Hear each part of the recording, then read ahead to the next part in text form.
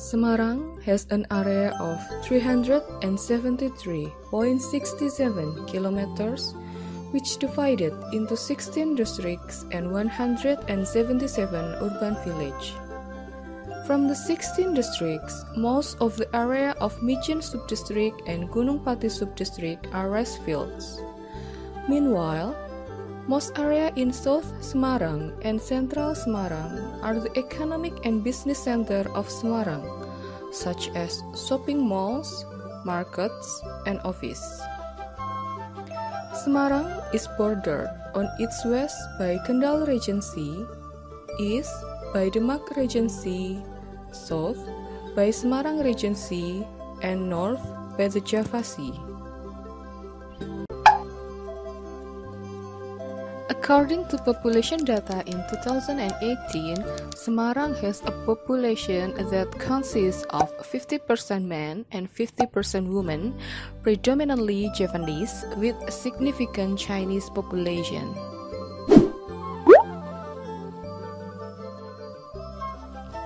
In 2018, the number of infant deaths in Semarang was 160.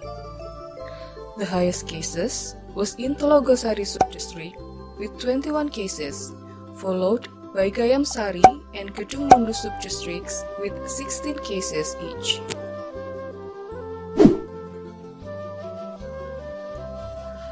The number of infant deaths in Semarang was 160 of 25,074 birth rate, while the number of child deaths in Semarang was 27 of 25,074 birth rate. So, the total of infant and child mortality in 2018 was 187 of 25,074 birth rate. The infant mortality rate was 6.38 per 1,000 birth rate, and the child mortality rate was 7.46 per 1,000 birth rate. Both infant and children under 5 mortality rate in Semarang tends to decrease in the last 5 years. Various factors can decrease infant mortality rate and child mortality rate, including the distribution of health service and facilities. In addition, improvements in economic status, which reflect by rising income, contribute to nutrition improvement that positively impacts on the infant's immunity to infection. The prevalence of infant and children under 5 nutritional status based on weight for age in 2017 was severely underweight 0.28%, underweight 2.19%, normal 94.75%, and overweight 2.78%. The prevalence of infants and children under 5 nutritional status based on weight for age in 2018 was severely underweight 0.38%, underweight 2.43%, normal 94.44%, and overweight 2.77%. Severely underweight occurs not only due to inadequate intake but also infection or disease. Inadequate intake is caused by lack of socioeconomic and poor nutrition knowledge, while the cause of infection is due to unhealthy sanitation. Since 2014, Semarang had a nutrition house or Rumah Gizi. It is a comprehensive care of outpatient malnutrition. The comprehensive therapy for severe malnutrition are anthropometric measurements, laboratory and X-ray examinations, clinical assessment, growth and development screening, physiotherapy, nutritional counseling, meals program, WHO Formula 100 package for 6 months, vitamin supplementation, health education, and mothers mentoring by healthcare workers. Case of malnutrition in Semarang in 2018 was 23 cases, with the most cases found in Telogosari subdistrict.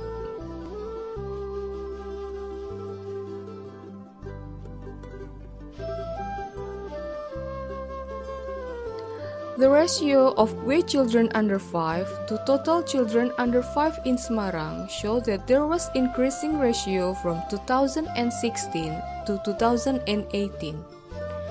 From the report in the last 3 years, the results have reached the target, which was more than 80%. By achieving the target, we can prevent 20% of malnutrition incidents. The ratio of weight children under 5 to total children under 5 in 2018 has met the target. It reflected the increasing of community participation to children under 5 weighing. Thus, their growth will be monitored regularly and the growth problem can be minimized. Nutrition education is a continuous process to increase nutrition knowledge, attitude, and behaviors of healthy living by notice the daily eating patterns and other factors to improving health and nutrition. The purpose of providing nutrition education to infants and toddlers' mother is to encourage positive behavior related to food and nutrition given to infants and toddlers. Nutrition counseling is a two-way communication process to improve understanding, attitude, and behavior to help clients recognize and overcome nutritional problems through food management. Effective counseling can be achieved if the counselor and foster client confidence so that mother capable and willing to perform new behaviors to achieve children's optimal nutrition status. By nutritional counseling, the mother will be able to take steps to overcome nutritional problems, including change in diet and solving problems related to nutrition for infants and toddlers.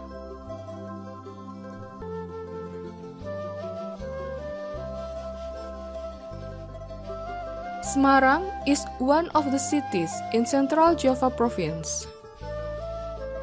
Based on National Socio-Economic Survey 2018, the highest food consumption of population in Central Java is rice, and the highest consumption of protein source is fish.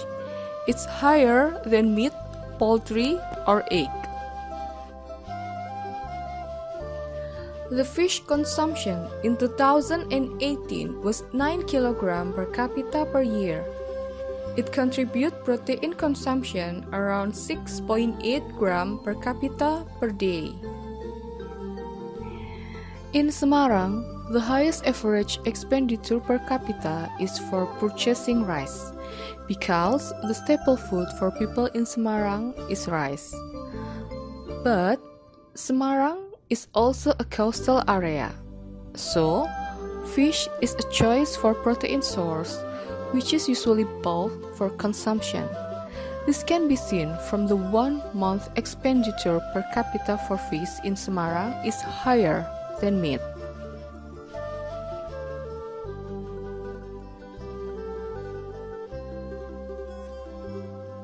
Consumption of fish as a source of animal protein in Semarang is quite high. Fish is also an option for mothers of toddlers to make complementary food because it is easily obtained, easily processed, and has affordable price. Complementary food must contain enough energy, protein, and micronutrients. The protein content in fish is high and plays an important role for the growth and development of infants and toddlers. The texture of fish also easier to process for complementary food than poultry or red meat. Fish for complementary food must be fresh, because the quality of fish that are not fresh has declined and also can cause health problems, even food poison.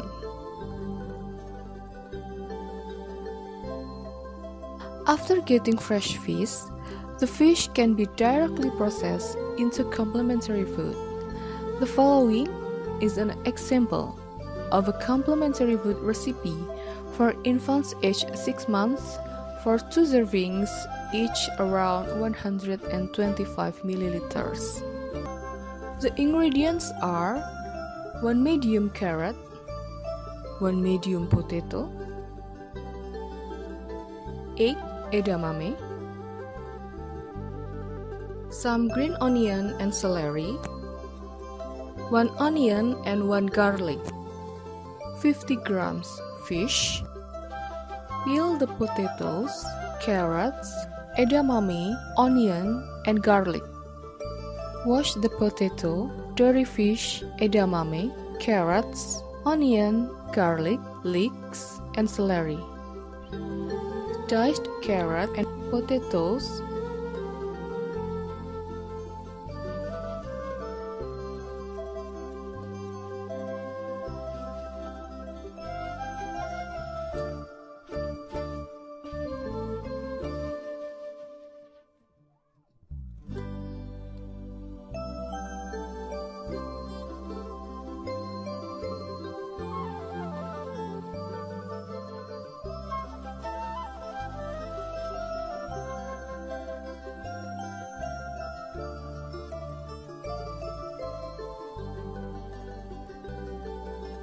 Finely chop green onion, celery, onion, and garlic.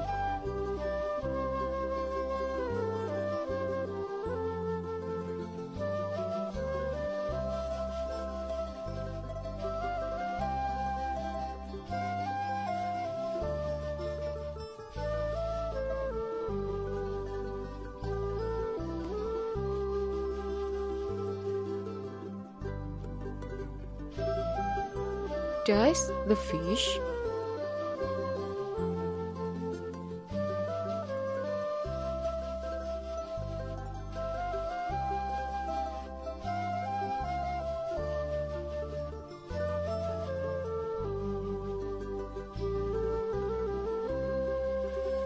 Prepare enough water, boil potatoes, carrots, and edamame until soft.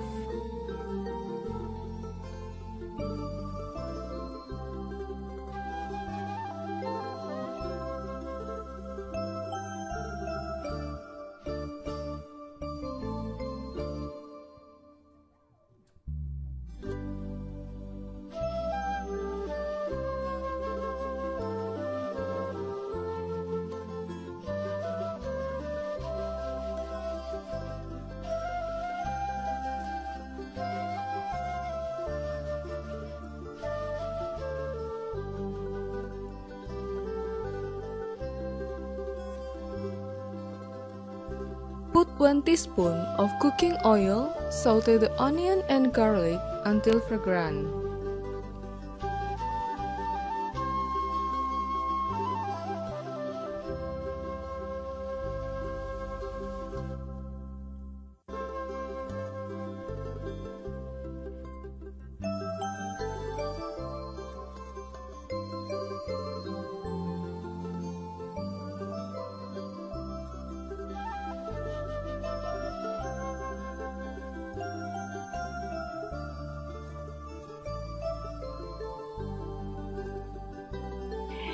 Add the dory fish, saute until its appearance turns opaque.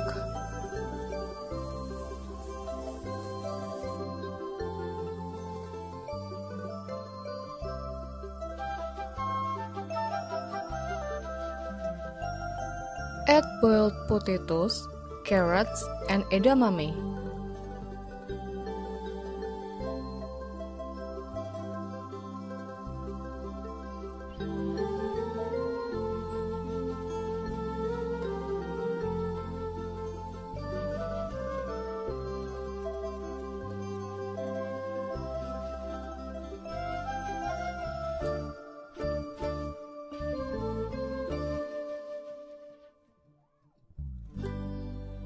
Add the chopped green onion and celery, stir briefly until cooked.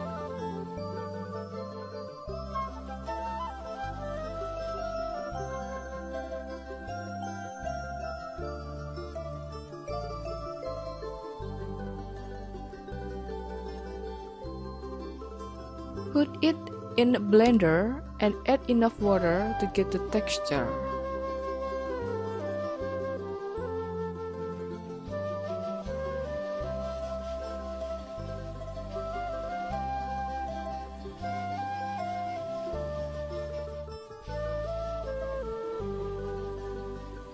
Put the porridge into the bowls.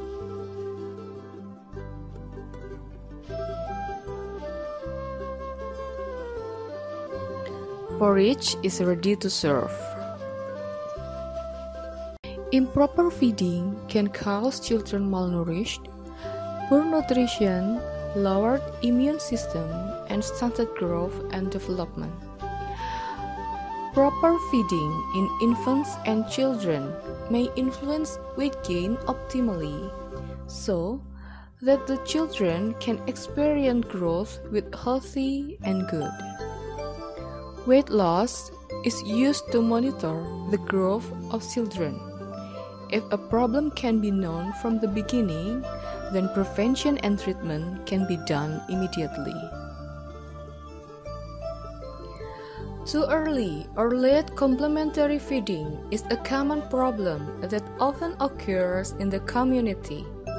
Giving a variety of food to children is needed because children need different nutritional intake. In addition to improper practice in feeding, community habits are also very influential.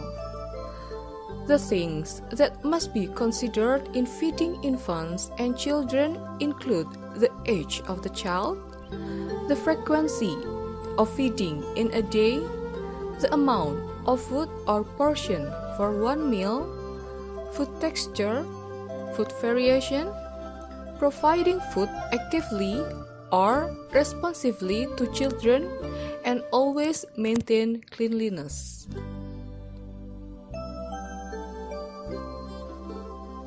Infants are particularly vulnerable during the transition period when complementary feeding begins.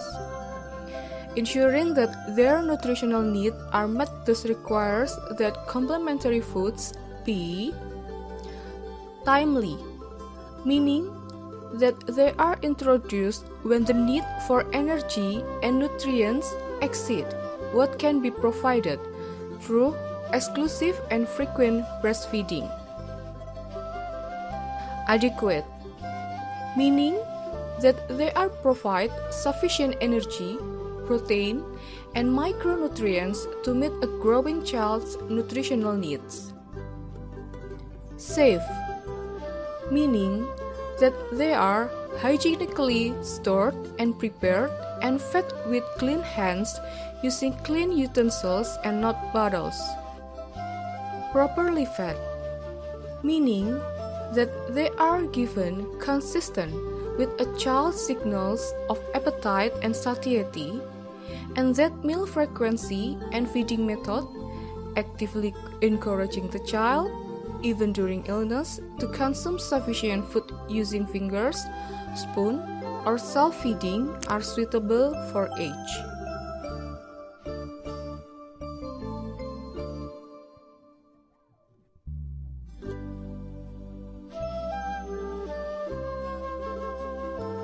Appropriate complementary feeding depends on accurate information and skilled support from the family, community, and healthcare system.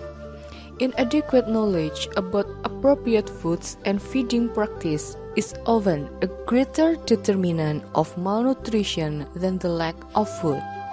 Moreover, diversified approaches are required to ensure access to foods that will adequately meet energy and nutrient needs of growing children. For example, use of home and community-based technologies to enhance nutrient density, bioavailability, and the micronutrient content of local foods. The period from 6 months of age until 2 years is also critical importance in the child's growth and development. Complementary feeding means giving other foods in addition to breast milk. These additional foods and liquids are called complementary foods, as they are additional or complementary to breastfeeding rather than adequate on their own as a diet. Complementary foods must be good foods and in adequate amount so the child can continue to grow. Low-cost complementary food, prepared with locally available ingredients using suitable small-scale production technologies in community settings, can help to meet the nutritional needs of older infants and young children. Industrially processed complementary foods also provide an option for some mothers who have the means to buy them and the knowledge and facilities to prepare and feed them safely.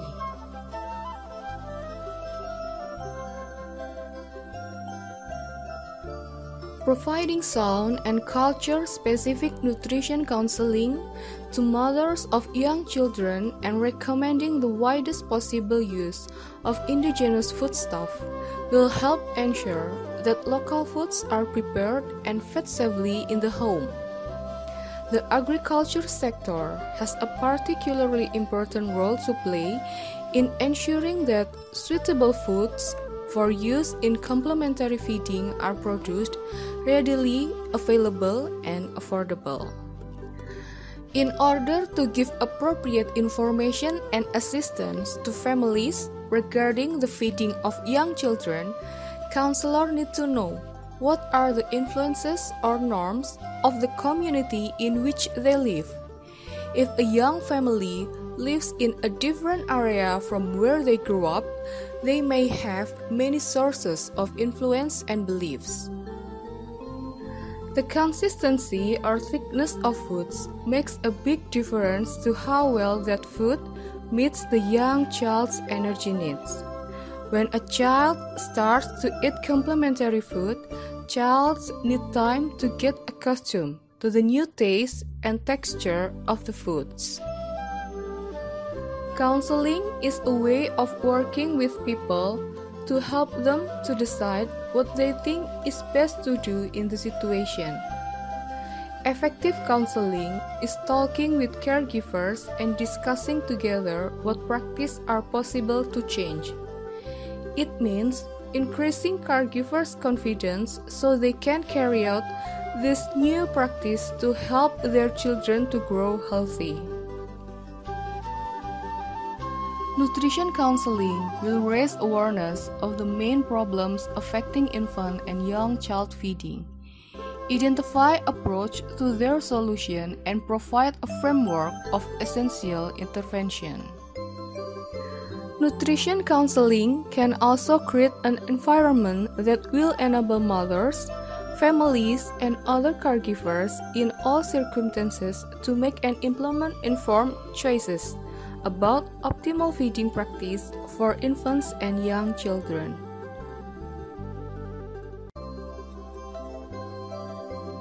Improvement of nutritional behavior, such as routine weighing at the posyandu and making appropriate complementary food according to age, can be done by two methods, which are nutrition education and nutrition counseling.